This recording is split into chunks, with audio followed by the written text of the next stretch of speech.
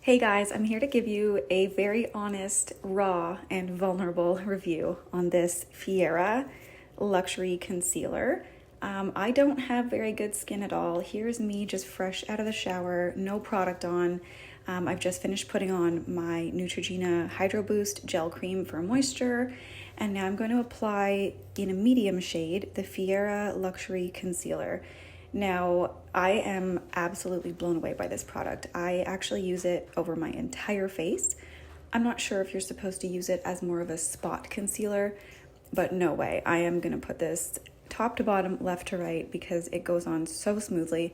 It just feels like satin. It does not fill in my wrinkles and cracks, which I love with aging skin. I am such a huge fan of this product. I do finish off with a lighter shade under my eyes in Natural Beige. I like to use that just to brighten them up a little bit.